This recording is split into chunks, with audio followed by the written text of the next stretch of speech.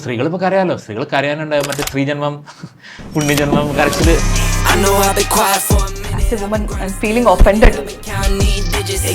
പൈസ decides your mental health care. പൈസ ഇല്ലെങ്കിൽ മെന്റൽ ഹെൽത്ത് ഇല്ല. ലവ് എന്ന് പറയുന്ന സാധനം ഉണ്ടല്ലോ, അത് സയന്റിഫിക് ആണ്.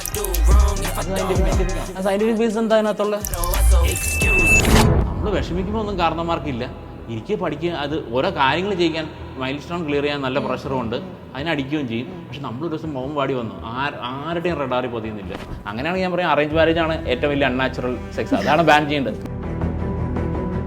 നിങ്ങൾ സ്ട്രോങ് ആയിരിക്കണം, ഓൾവേസ് പോസിറ്റീവ് ആയിരിക്കണം. ഞാൻ ഈ ഓൾവേസ് പോസിറ്റീവിൻ്റെ അത്രയും കേട്ടിട്ടുള്ള ഇത്രയും വലിയൊരു നുണയില്ലാന്ന് തോന്നാറുണ്ട്. ഒരു ലെവൽ ഇൻഫ്ലുവൻസേഴ്സ് ചിലപ്പോൾ ഇതിന് ഭയങ്കരമായിട്ട് പുഷ് ചെയ്യും.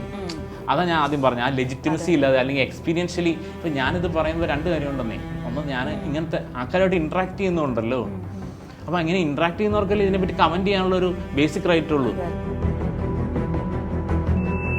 അന്നത്തെ ഇതൊന്നും അങ്ങനെ ഫിക്സഡ് കൺസ്ട്രക്ട്സും അല്ല. നമ്മൾ ഈ ഹെറ്ററോസെക്ഷൽ എന്ന് പറയുന്ന മെജോറിറ്റി കാരണന്മാരും നമ്മുടെ ജനറേഷനൊക്കെ എത്ര പേര്, ഐ ഹാവ് മൈ ഡൗട്ട്.